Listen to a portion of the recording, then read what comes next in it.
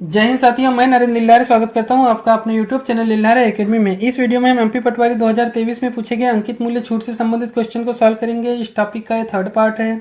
पिछले part play list में मिल जाएंगे या फिर डिस्क्रिप्शन बॉक्स में भी लिंक दी गई है जहां से आप उन्हें देख सकते हैं। वीडियो में लास्ट तक बने रहिएगा। वीडियो पसंद आए तो लाइक शेयर कमेंट कीजिएगा, बेल आइकन को प्रेस कर दीजिएगा। चैनल सब्सक्राइब नहीं किया हो तो कर लीजिएगा। तो आइए स्टार्ट करते हैं। क्वेश्चन नंबर 7 है, 500 रुपए पर 40% की छूट और समान राशि पर 36% और 4% की दो छूट के बीच का अंतर ज्ञात करना है।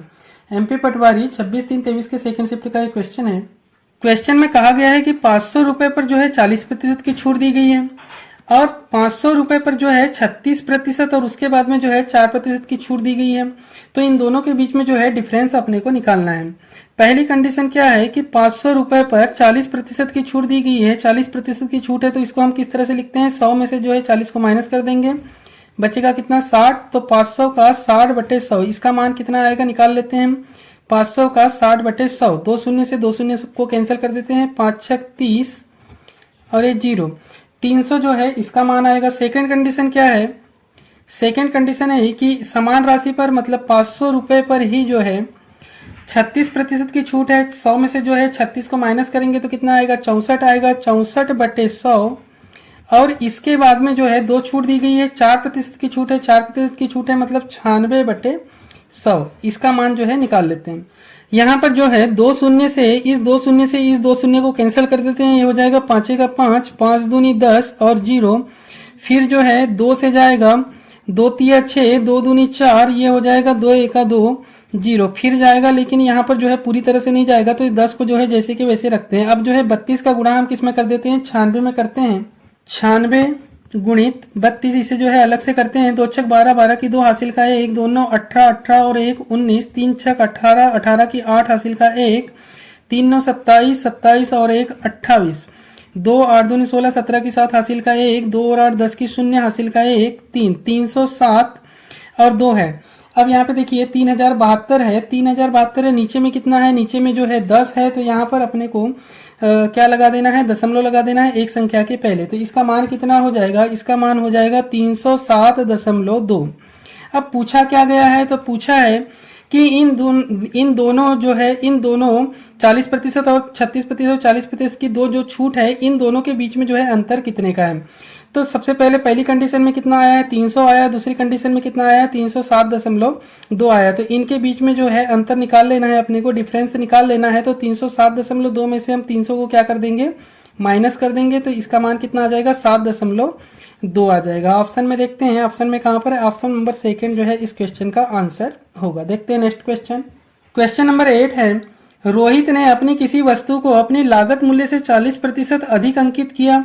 उसने इसे एक छूट के बाद 12% लाभ पर बेच दिया। उसका छूट प्रतिशत ज्ञात करना है। एमपी पटवारी 6/4/23 के सेकंड शिफ्ट का एक क्वेश्चन है। क्वेश्चन में कहा गया है कि रोहित ने जो है अपनी किसी वस्तु को अपनी लागत मूल्य से 40% अधिक अंकित किया। अब इसकी लागत मूल्य कितनी है, तो लागत मूल्य को हम मान लेते हैं लागत मूल्य, या इसी को हम बोलेंगे कास्ट प्राइस, या फिर इसी को हम बोलेंगे क्या, क्रय मूल्य। क्रय मूल्य कितना है, क्रय मूल्य हम मान के चलते हैं कि क्रय मूल्य इसका 100 है। जब इसका क्रय मूल्य 100 है तो यहाँ पर कहा गया है कि लागत मूल्य से 40% अधिक अंकित किया अर्थात जो है इसका अंकित मूल्य कितना हो जाएगा, अंकित मूल्य जो है 40% अधिक होगा। 100 का 40% अधिक होगा मतलब 140 होगा। अब इसके बाद में कहा गया है कि उसने जो है उसे एक छूट के बाद में 12% लाभ पर बेच दिया। अब देखिए 12% लाभ पर बेचा है। लाभ या हानि जो होती है वो हमेशा क्रय मूल्य पर होती है। लाभ या हानि जो होती है वो हमेशा क्रय मूल्य पर होती है। यहाँ पर 12% का इसे क्या प्राप्त हुआ है, लाभ प्राप्त हुआ है। तो इसका विक्रय मूल्य कितना हो जाएगा, 100 पर जो है 12% का लाभ है तो 112 जो है इसका क्या हो जाएगा, ये विक्रय मूल्य हो जाएगा। विक्रय मूल्य 112 रुपए पर जो है इन्होंने रोहित ने जो है इसे बेच दिया है। अब यहाँ पर पूछा क्या गया है कि उसका छूट प्रतिशत बताना है। देखिए अंकित मूल्य कितना था, 140 था और इसका विक्रय मूल्य कितना है, 112 है। 140 रुपए अंकित मूल्य था, 112 रुपए में इसने इसे बेच दिया है। तो टोटल इसे जो है छूट इसने जो है कितनी की छूट दिया है, तो 140 में से हम क्या करेंगे, 112 को जो है माइनस कर देंगे। 10 में से 2 गया तो 8 बचेगा। यहाँ पर 13 है, 13 में से 11 जाएगा तो यहाँ पर कितना बचेगा, 2 बचेगा। अब 28 जो है, 28 क्या प्राप्त होगी, 28 जो है ये छूट प्राप्त होगी।